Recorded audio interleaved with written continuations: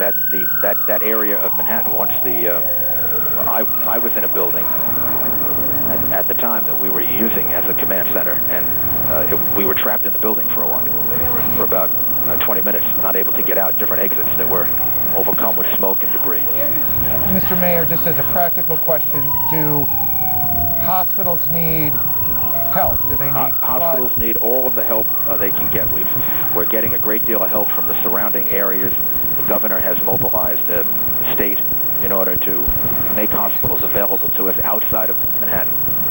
Any hospital personnel or emergency personnel that want to come in and volunteer, that'd be enormously helpful. But the best thing for us to do right now, we're trying to coordinate, is to move people out of the city to hospitals in surrounding areas, which we're actually doing now.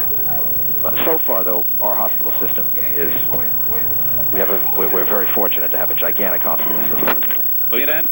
Do they have enough blood? Do they need blood? Do they need people to come in and help them out? I'm sure they will. We're getting the National Guard to relieve our people by early to late this afternoon. They're being mobilized now. And 3 urban search and rescue teams are going to come to New York City to help us. And then anyone that wants to volunteer from surrounding areas, volunteer fire departments and others, we're working with them now to do that, to try to relieve our fire department. It's a horrific day, Mr. Mayor. There's no possible way to begin to describe it. No, there is not. To see what happened there is, of course, it makes you very, very angry. It's almost impossible to describe the level of anger that you have that somebody or someone would do something like this. And Sir, all of the good and wonderful people that were affected by this. There's no reason for this. There's no excuse for this. And there's something like this. It's just something you never thought you would live to see. Cut short his first South American tour Tuesday after massive aircraft attacks in New York and Washington. Quote, "A terrible, terrible tragedy has befallen my nation. Once again, we see terrorism. We see terrorists, people who don't believe in democracy, people who believe that with the destruction of buildings, with the murder of people, they can somehow achieve a political purpose," a somber Powell told a meeting of the Organization of American States in Lima, Peru just now.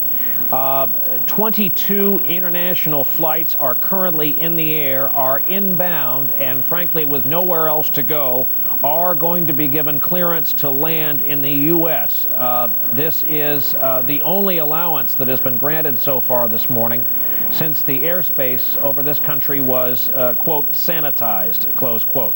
They were originally diverted to Canada, but the latest update is 22 inbound flights from overseas locales will be allowed to land in this country. We have with us a man who sadly has joined us all too often over the past decade or so when the news we cover involves air tragedies. David Stempler is president of the Air Travelers Association. David, I'm curious, you've been watching the coverage, listening to it along with all of us. Your reaction? Shocking. It's just hard to believe. It's hard to fathom the extent of this tragedy and this attack on the United States. It's just beyond our comprehension. And it's not the kind of thing, Brian, that we really expected as a threat. I don't think in any of the security meetings I ever attended did anyone discuss the domestic hijacking threat as one where hijackers would take over airplanes and then attack buildings or attack facilities. David, I want to go to a graphic that our viewers just saw on our air, and let's try to coordinate this while you talk. You can explain what we're seeing. This is from the website Flight Tracker, which every commercial aircraft, every jet aircraft has a transponder, which is then traced by Global Positioning System. This is the American Airlines flight out of Boston. And David, what are we watching here? Right. This is something I sent over to you. Flight Explorer, which developed this out in Virginia, sent this over to me. They reconstructed this. This is the flight track of American Airlines flight number 11 as it came out of Boston and was heading on its route to Los Angeles. You'll see 4 lines there. The top line is the airline number, American Airlines flight number 11.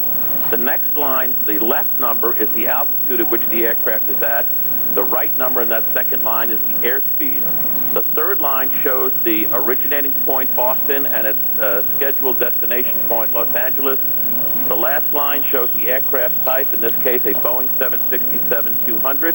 and the proposed arrival time in Los Angeles in Eastern Time, at that point, 1:49. As we track the airplane out of Boston, it seems to be making a normal departure out of the Boston area. I know your screen shows beyond. Went down. The Pentagon was also attacked. You know, Tyler, I'm just thinking we live in such a media-centered society, and it is, you know, somewhat interesting, if you can call it that, that all of these attacks sort of happened, you know, several 10, 15, 20 minutes, an hour apart.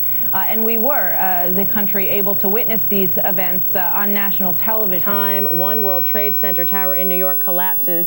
I think we can all remember the looks of that, which we will never forget. American Airlines did, shortly after 10, confirm that one of the flights taking off was Flight 11. And then there were reports later that a car bomb exploded outside the State Department. We aren't exactly sure of the extent of the damages there. Financial markets were suspended, all trading halted, all planes taking off from anywhere in the United States halted, no air traffic anywhere in the country. Then there was the report of another plane crash outside of Pittsburgh about 10 a.m. United Airlines confirming that that plane was United Flight number 93 on its way from Newark, New Jersey to San Francisco. United also confirming a second plane, Flight 175, crashed to an unknown location. They say that flight was on its way from Boston to Los Angeles.